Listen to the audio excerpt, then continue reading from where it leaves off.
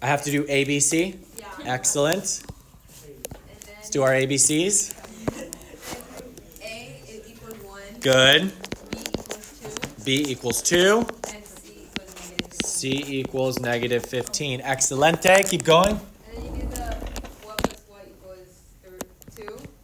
And then Good. what times what equals negative 15. And your brackets are going to be negative 3 and 5.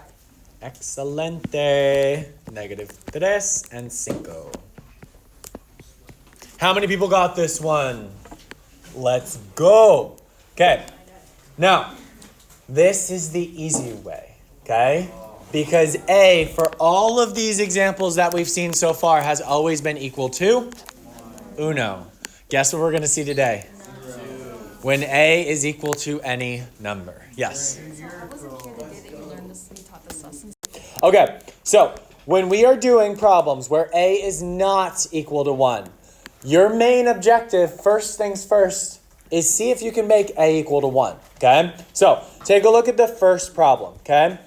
We could make A equal to 1 by factoring out what number from each of those terms? Lisa? 5, okay? So, we call that factoring out the GCF. What does GCF stand for? Greatest common factor. So, the greatest common factor here is 5. You factor it out, look what happens. It's really, really beautiful. 3x plus 2. Guys, what is my A term now with the 5 gone? It's uno. Check it out. So we're only focused on what's in the parentheses. Do you see how A is equal to 1? B is equal to? And C is equal to? 2. Process stays the same now, okay? Since A was equal to 1. So I'm looking for two numbers that add to give me what? 3, and multiply to give me 2, my C value. So we divide 5 by the... From everything. L? Oh, you're trying to come up with the factors? Brandon, did you get them? 2 and 1. 2 plus 1 gives me 3. What's 2 times 1? 2. So check it out, guys. I'm going to write x plus 2 and x plus 1. Someone tell me why this is not correct. What am I missing here? Shayla? The what? What is it, Zach? The 5. Okay? We factored out the 5 for a reason. Okay? Because when we factored, right, we're only factoring what's inside the parentheses. You have to keep track of the 5 that was outside before. Okay? Questions on the first one. So, when we started, was A equal to 5? Well, I said that wrong. When we started, was A equal to 1? No. Did we make A equal to 1? Okay? That is what you should try to do every single time, first things first. Okay? All right. In B, is A equal to 1? No. Can A be equal to 1? Yes. What can you factor out of the whole thing? An 8. So write that 8 over here. I'm not going to use that color ever again. Write that 8 over here. Is it always going to be like the first number? Like Yes. So if you can, factor out that first number. Yep. no, like always going to be like, let's say it was an 8. Like, Yeah. Okay. Whatever. You're always trying to factor out that term. Now, we are going to see some examples later on where you cannot factor that out. Okay? And we'll see what we do there. Okay? So the Xandra? final answer is, like for A, the final answer is 5. Is that? Yes, it's this. The final answer would be this. Okay. So we've got 8. What's left over when we factor out an 8? X2. It'd be x squared. Yep. Minus 7x plus 6. Excellent. So now, what is my A? Veronica? 1. A equals 1. What's my B? -7. And my C? 6. So I'm looking for two numbers that add to give me what? -7. And when we multiply them, we get 6. What are they, Gabby? Let's go. -6 and -1. Do you guys agree? Yeah. All right. So what's my final answer? Don't forget the 8. Issa? So 8, and then in parentheses, x minus 6, and then in another parentheses, x minus 1. Bingo bango. She got it. Okay? Are we Gucci with this? Does our process change if we can make a equal to 1? Now, the rest of the lesson, we're going to learn a very intense process for when we're not able to make a equal to 1. And guys, I'm not going to lie to you. It looks intimidating when you look at it for the first time. But I guarantee 75% of my class last period was like, oh, this is not bad at all. And even though the people that didn't get it, they were more like they understood more, okay, by the time we finished. So just, guys, do not tune me out if you don't get it right away. Bear with me. You're going to get it, okay? All right. So let's look at the problem at first. I did the first one all for you, okay? We're just going to follow along with the steps. So don't write anything down unless I tell you to, okay? Take a look at your A, your B, and your C in this polynomial, okay? Do you guys agree that you cannot take out a 4 from 13 and 3? So this is an instance where we cannot make A equal to 1. So we have to deal with the fact that A is going to be equal to 4, okay? You guys cool with that? But it changes our process, okay?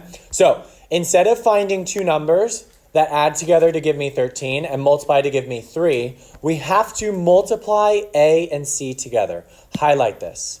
Highlight that you are now multiplying A and C together, okay? And in this case, what was A? 4. And what was C? 3. So A times C is going to give me 4 times 3, which is 12. So now, when A is not equal to 1, we're looking for two numbers that multiply to give me 12, but add to give me 13. So the same exact thing, except we're looking for two numbers that multiply to give me A times C, okay? And those two numbers are what? 12 and, circle those, 12 and 1. Why did you multiply first? Like in the thing, why? So this is the new process when A is not equal to 1, okay? So do you see how A was equal to 4? Now we have to take A and multiply it by C. Technically, we were doing the same thing in the last problems, right? But A was always equal to what? 1. So 1 times C is just going to be C, right? So we didn't have to do this extra step, okay? Now, check it out. So we multiplied A and C. We found our factors. Look what we do. Highlight the very first term in your original, which is 4x to the second power. That one just gets copied straight down below. 4x to the second power. You're also going to copy straight down below the plus 3. The only term that changes is that middle term with your b in it. In our case, 13x. Okay? Now watch what's going to happen. Do you guys agree that both of our factors were 12 and 1? What's 12 plus 1? 13. So we are going to break down the 13 into two factors, 12x and 1x. Do you agree that adding 12x and 1x would bring us right back to 13? So check it out. Your 12 and your 1 are broken down like this into two groups. Now, the beauty of it is that it doesn't matter which order you put. You could have put the x first and the 12x behind it, okay? But this step right here, where we have parentheses, we're going to call this grouping, okay? Make sure you label it. This is called grouping, okay? Because we're grouping two sets of terms together, okay? We're grouping the first two terms together and the second two terms together. Now, hold on one second. I want to clarify something. Do you guys agree that at this step, if we were to combine the like terms, which are the 12x and the x, would we end up right back where we started? No. What's 12x plus x? Oh, 13x, and everything else is the same, right? So I want you guys to understand, we're not changing the expression at all. We're just breaking it into two different parts, okay? You guys with me? No. Okay, that's all right, okay? All right, so we're looking for the greatest common factor between each of these groups. What's the greatest common factor in my first group here? 4. 4 and x, right? Don't they both have an x on them? And they're both divisible by 4, right? So if you pulled out a 4x, do you agree you would have x plus 3 remaining? Yes? Okay. What's the greatest common factor of x plus 3? 1. So you pulled out a 1, and you would just have x plus 3. Now, the really cool part is if you did everything right, your parentheses will always match each other. Do you see how inside my parentheses I have x plus 3 and x plus 3? They will always match. So your final factors are 4x plus 1, what you factored out as the greatest common factors, and whatever's left over in your parentheses, which is x plus 3. I know it's a lot. Yeah. I'm just confused with the 12x and the x. Like I think. Yep. So we took the 13x, right? And we said, all right, well, we know it can be broken down into 12x and 1x, right? So we just separated it. If we were to combine 12x and 1x, what would we get? Right back to 13x, okay? So we're just separating into two different parts. All right, let's see one from start to finish that is not done for us, that we have to come up with ourselves, okay? Take a look at B. What's A? 3x. Not 3x, just the 3, okay? What's B? -7. And what's C? 2. You guys, first thing that you look for, is there something that I can pull out from each of these terms? No. You want to pull out a 3, right, to make A equal to 1? But can we pull out a 3 from 7? Can we pull out a 3 from 2? No. So it's useless to do that, okay? So we're just going to have to deal with the fact that A is not 1, okay?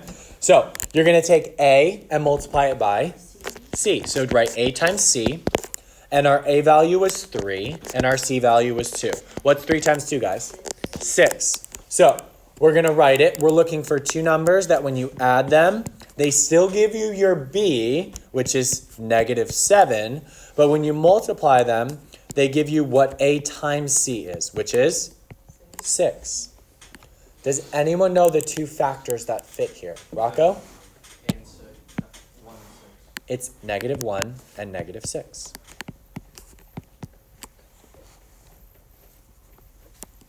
So now watch, guys, very carefully. I'll wait for you guys to write this down because I want you guys to follow along.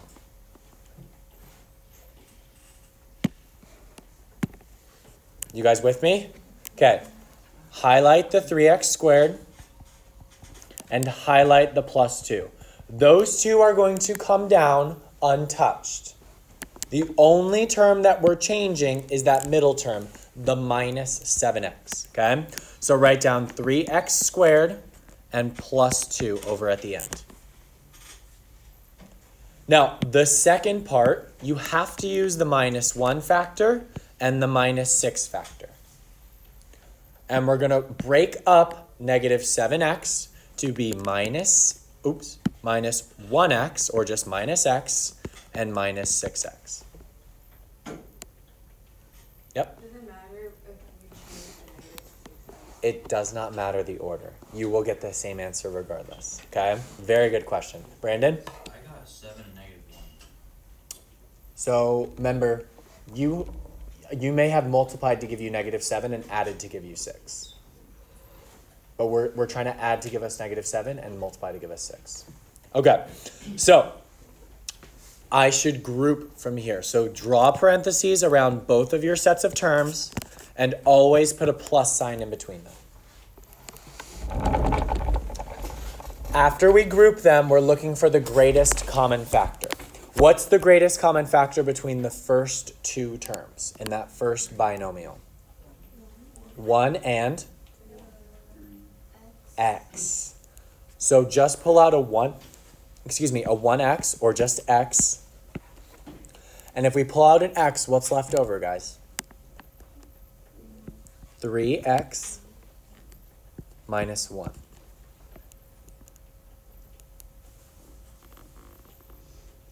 Okay? The second one. Remember, at the end, it should match those first parentheses. What can we pull out of the second expression? Isa? 2, but not just 2. A -2. If you pull out a -2, what's going to be left over inside those parentheses? It's actually going to be positive 3x, but you're right. And then what? Plus 1. Nope. Minus 1. Minus 1. You guys, what do you notice? The parentheses match. Once your parentheses match, you're going to stop, okay? Because now you have your answer. One of my terms, or one of my binomials, is 3x minus 1. And the other one are the greatest common factors that I factored out, which were what? X and negative 2. And that's your answer.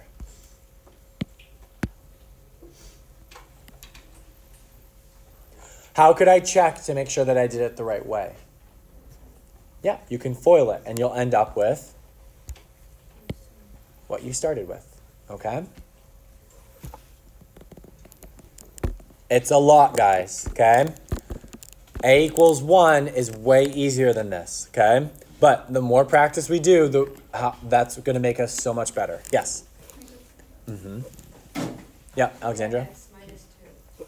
So I got x minus 2. I'll highlight it. From this term, x, and the minus 2 right here. Do you see that? Oh, great.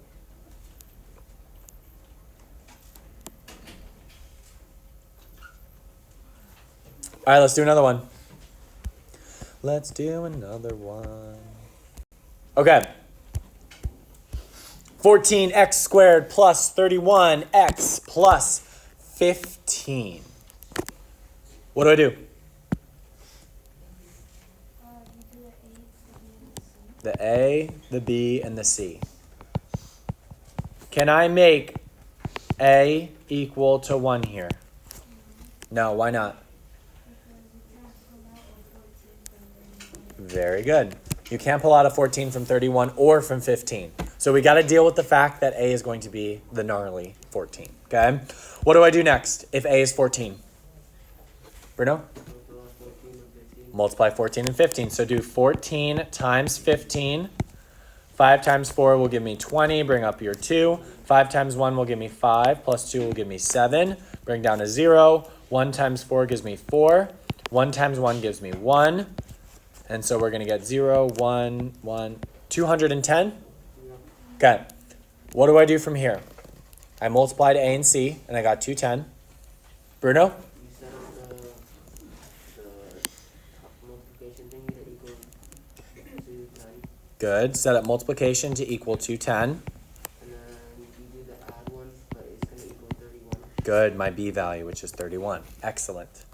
Okay. I'm going to show you guys some hints here, okay? Whenever you have a number, right, that ends in a 0, it's always divisible by what number? 5 and 10, okay? So if we were to break 210 divided by 10, so 10 is a factor, we would have to multiply 10 by what? 21. What's 10 plus 21? 31. So your two factors are 10 and 21. Okay? All right. So I'm going to use everything from the original expression, 14x squared and 15, but I'm not going to use the 31x. Instead, I'm going to use this 10 and this 21. Okay? So let's write it out. It's going to be 14x squared plus 10x, group those together, plus 21x plus 15.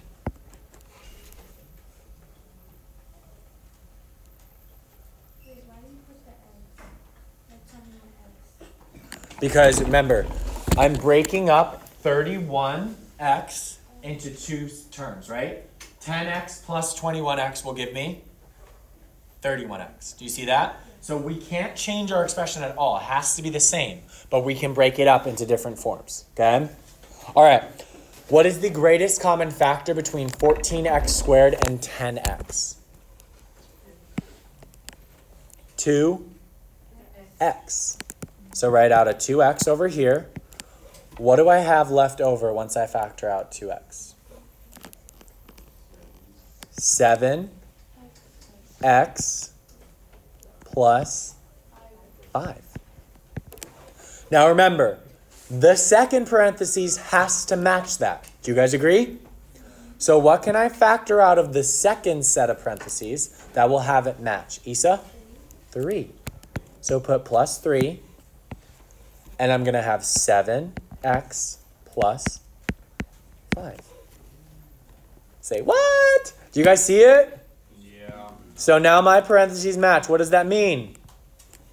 You finished? I found my answer, okay? So one of my terms, or one of my binomials, is 7x plus 5. Oops, let me not write in a highlighter. 7x plus 5. You guys, what is the other binomial? 2x plus 3. I have completely factored this. How cool is that?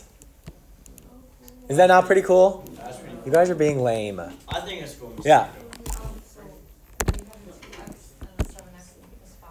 Yep. Why, when you like simplify it, the 5 doesn't have an x anymore? Okay, because do you agree that if we were to distribute 2x to 5, we would end up at 10x? If this had an x as well, it would be 10x squared.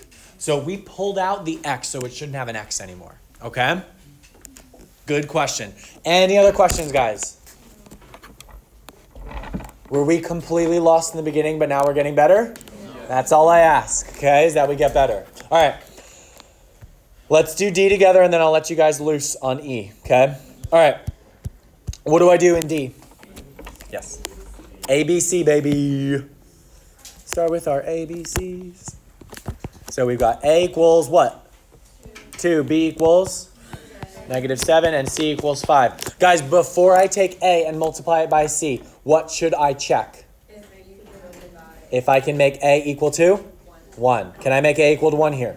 No, because 7 and 5 are not divisible by 2. Do you guys agree that if I did that, it would make my problem a lot easier? Okay, I'm trying to save you time, okay?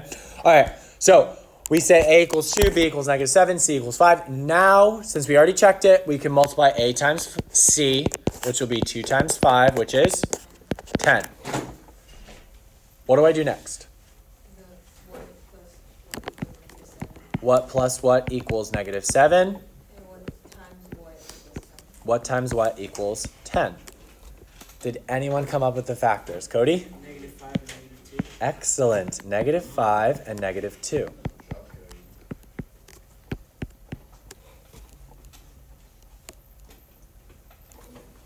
All right.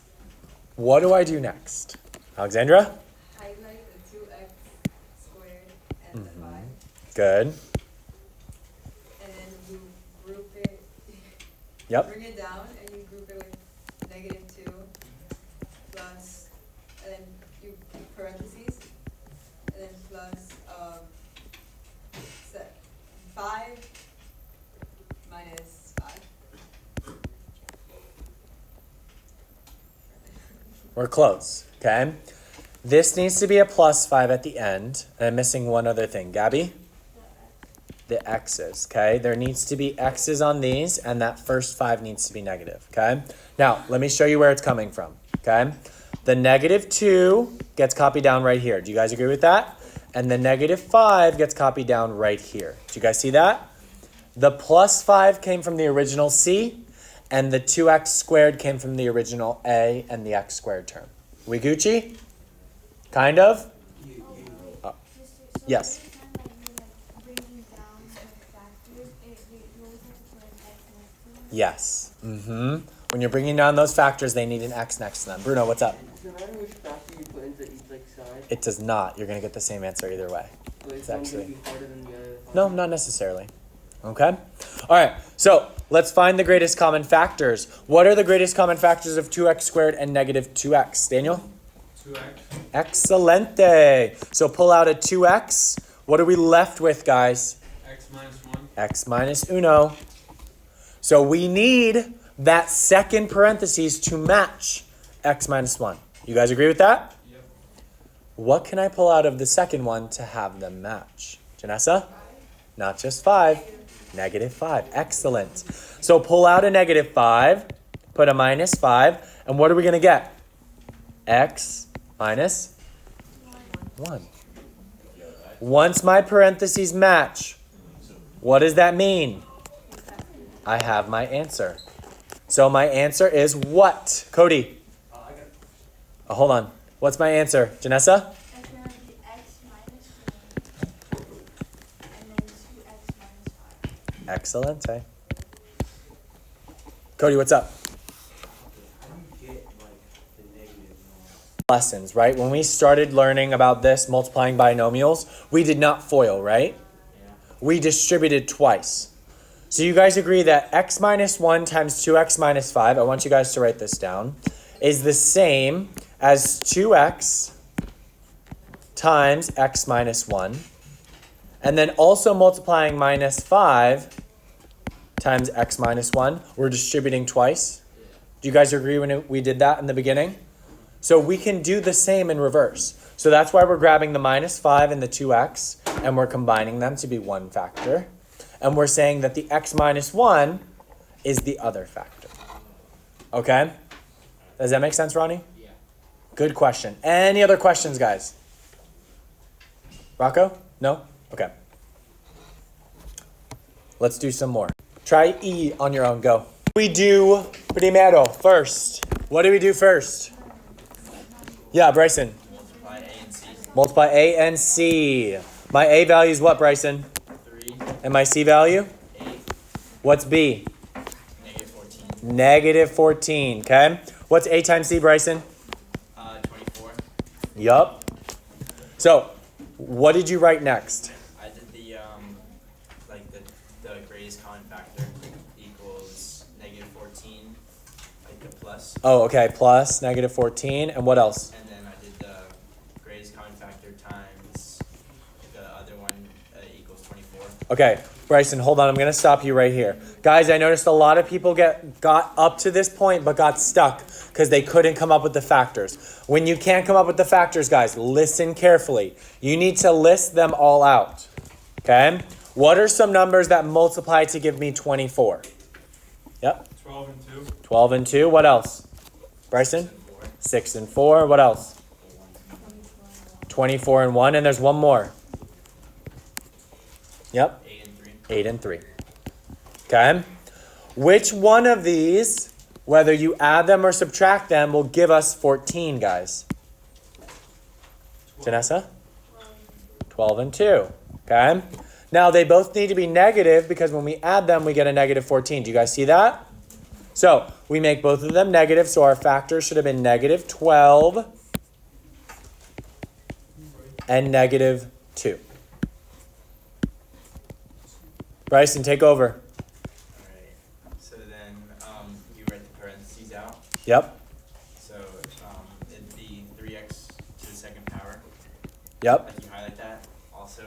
Okay. And then you highlight 8. All right. It's not changed. Yep. Put that at the end. So then it'd be minus 12x. Like after the 3x to the second power. Yep. And then negative 2x. So then you gotta find like what we use for both. Like the greatest common factor. Uh-huh. So I got, for the first parentheses, I got 3x. Yep. So it'd be, in parentheses, x minus 4.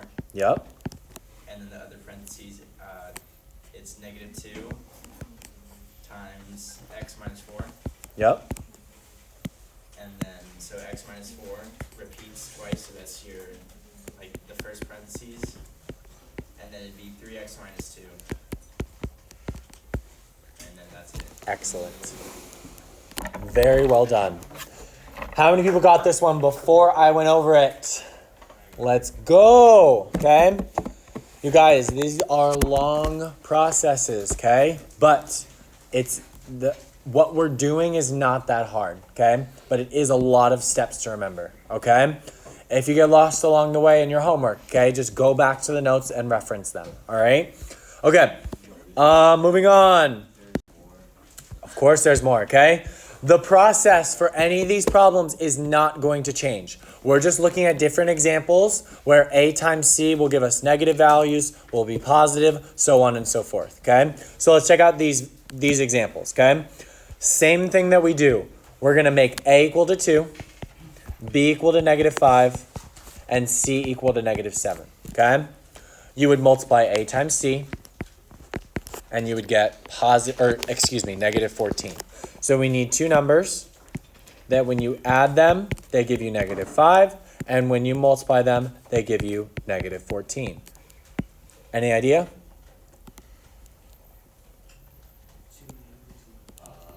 Janessa? 2 and 7, okay? 2 and 7, 2 and 7. But which one needs to be negative? It needs to be a -7, okay? So we make this 7 negative. Now I'm going to go ahead and write my expression. 2 sets of parentheses. We're going to group them.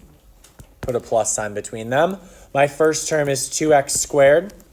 My next term should be plus 2x. Then I have -7x and -7.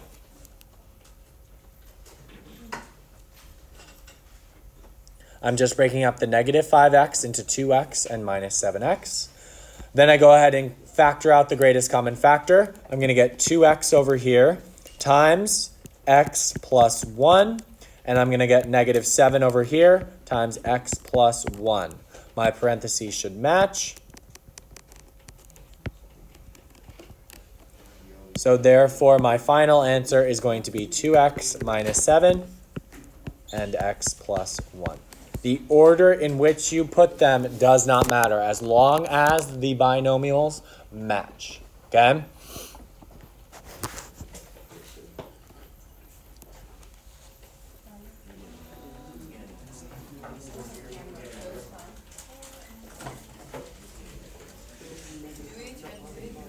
Not yet.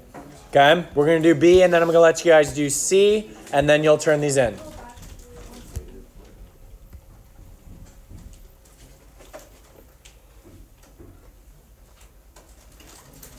Is that our door? All right. B. In B, A is equal to 4. B is equal to -19, and C is equal to -5. Can I pull out a 4 from every term? No. So I have to deal with the fact that A is going to be equal to 4. Multiply A and C. What do I get? -20. So I'm going to take that -20. Two numbers need to multiply to give me -20. But when I add them, they give me -19. Let's think of the factors of 20. They're 1 and 19. Oops. 1 and 20. 2 and 10. And 4 and 5. Brandon? -20 and +1. Excellent. They should be -20 and +1. -20 and +1. Once we write it out, it's going to be 4x squared minus 20x. We group those two together, put a plus sign. We're going to have 1x minus 5. Now we factor out the greatest common factor. You should factor out a 4x from the first two terms. That's going to be x minus 5. And factor out a -1 from the second two terms. That'll be x plus, oops. Not a -1, just a +1. Thank you. And that'll be x minus 5. So my final answer is going to be 4x plus 1 and x minus 5.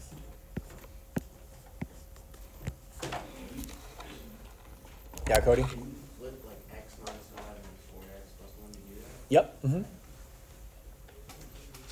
So you put 1 as your first factor and -20 as your second factor? No, I put an answer. X. Yep. Mm-hmm. Yeah, you could write, this could also be rewritten as x minus 5 times 4x plus 1. Either way is fine. Okay?